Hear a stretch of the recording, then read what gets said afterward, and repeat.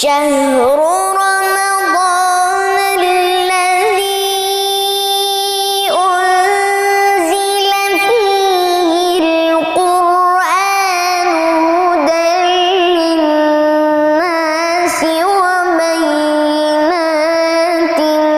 من الهدى والفرقان فمن شهد منكم الشهر فليصمه ومن كان مريضا أو على سفر فعدة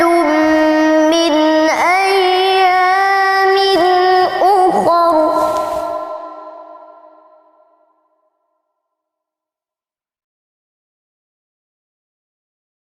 فمن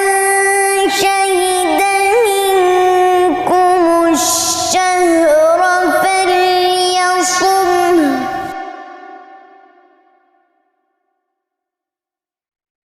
ومن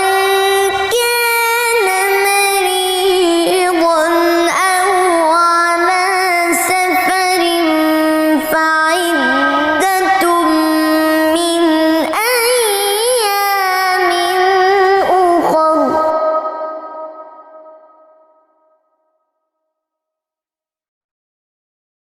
يريد الله بكم اليسر ولا يريد بكم العسر ولتكملوا العدة ولتكبروا الله على ما هداكم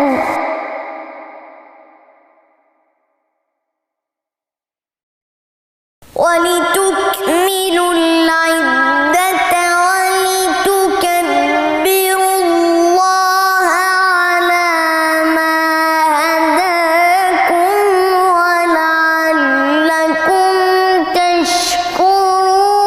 تشكرون وإذا سألك عبادي عني فإني قريب أجيب دعوة الداع إذا دعان